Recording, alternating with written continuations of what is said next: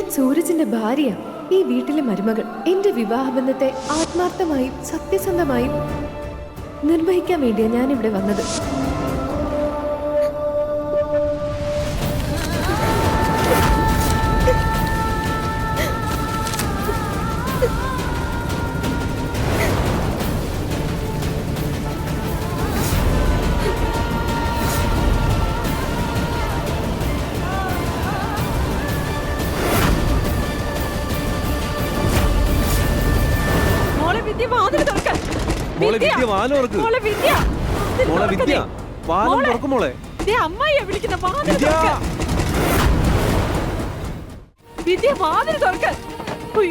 എന്റെ ഭഗവാനെ, ഇവളിത് എന്തിനുള്ള പുറപ്പാടാന്ന് അറിയില്ലല്ലോ. മോനെ, നീ ഒരു കാര്യം ചെയ്യ്, ഈ വാതിലങ്ങ് പൊളിച്ചേക്ക്. വിദ്യ മോളെ, അയ്യോ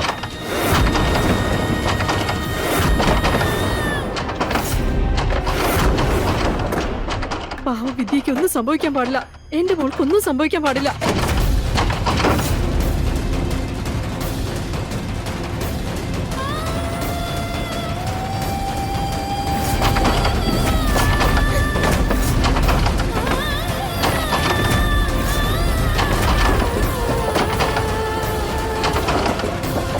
വിദ്യ,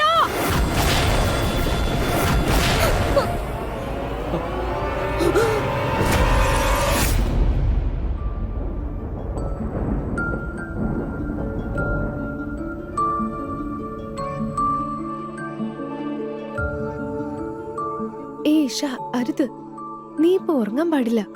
നിനക്ക് സൂരജിന്റെ കാര്യങ്ങൾ നോക്കാനുള്ളതാ.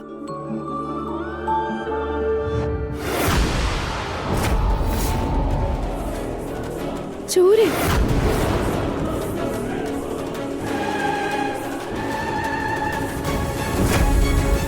ഇതിപ്പോ ബാൻഡേജ് ചേഞ്ച് ചെയ്യണമല്ലോ, അല്ലെങ്കിൽ ചിലപ്പോ ഇൻഫെക്ഷൻ ആവും. എന്ത് ചെയ്യും?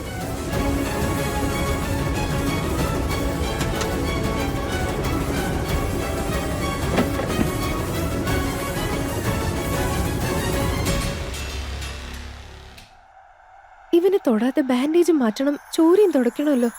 ഈ ബ്രഹ്മചാരിയുടെ ബ്രഹ്മചര്യമാണെങ്കിൽ പെണ്ണുങ്ങളൊന്ന് തൊട്ടാ തീരുന്നതാ. എന്താ ചെയ്യാ?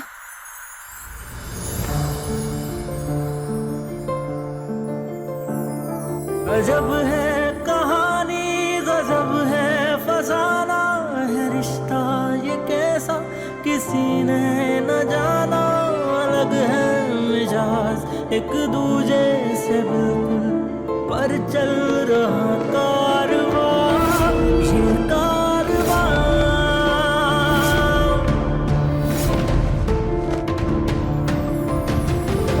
एक है ज़मीन एक है आसमां, दोनों ही है दोनों से जुदा, रहते हैं दोनों ही साथ साथ, पर लंबी है दूरियां दूरियां।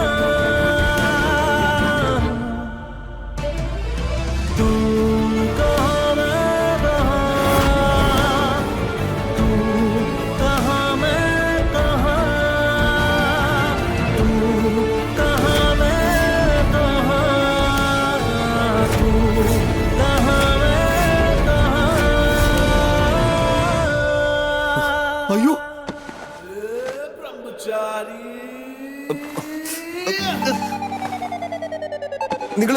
നിങ്ങൾ ഇവിടെ എന്തെടുക്കോ?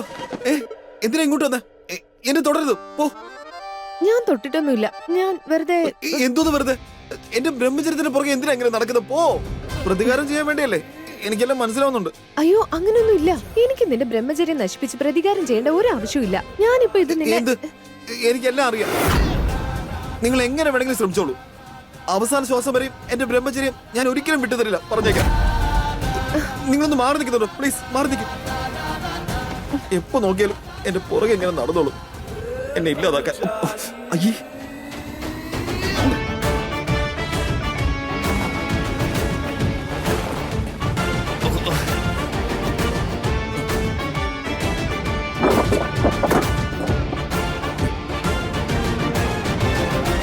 അതെ സൂരജ്, സൂരജ് ഞാൻ പറയുന്നു കേൾക്ക്.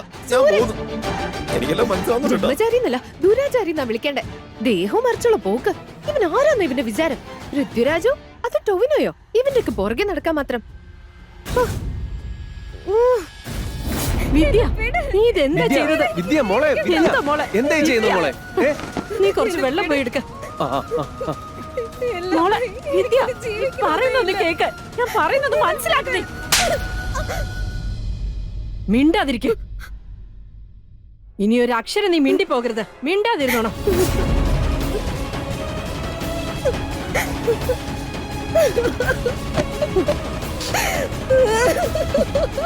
എന്നാലും ഇങ്ങനെയൊക്കെ ചെയ്യണോന്ന് ആലോചിക്കാൻ എനിക്ക് എങ്ങനെ മനസ്സ് വന്നു മോളെ? നീ പറഞ്ഞത് കൊണ്ടല്ലേ ഞാൻ അവരെ വീണ്ടും വീട്ടിലേക്ക് കയറ്റിയത്. അല്ലെങ്കിൽ എന്ത് വന്നാലും അവളെ ഞാൻ വീട്ടിൽ കയറ്റില്ലായിരുന്നു. നീ എന്തിനാ? കാരണം എനിക്ക് സൂരജ് അവിടെ കിടന്ന് കഷ്ടപ്പെടുന്നത് കാണാൻ വയ്യായിരുന്നു.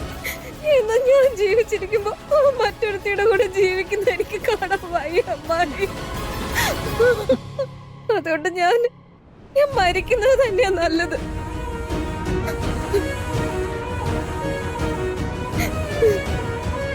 നീ എന്റെ കണ്ണിലേക്കൊന്ന് നോക്ക്. എനിക്ക് നിന്നോടുള്ള സ്നേഹം അതിൽ കാണുന്നില്ലേ? ഇതിന്റെ ഇരട്ടിയിലധികമാണ് എനിക്ക് അവളോടുള്ള വെറുപ്പ്.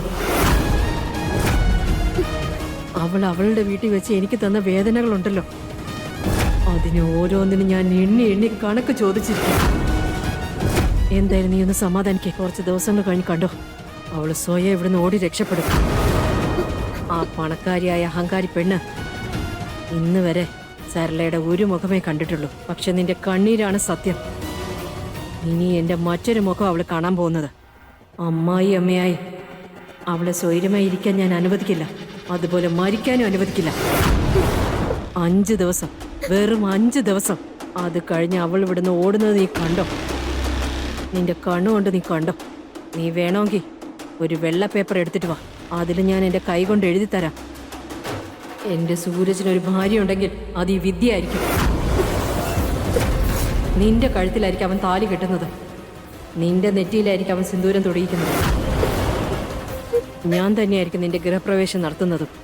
അതെ, നീ ചുമ്മാ നോക്കിക്കോ. അതിനിപ്പോ ആ പെൺകുട്ടിയോട് നിങ്ങൾ എന്താ ഈ ചെയ്യാൻ പോകുന്നേ?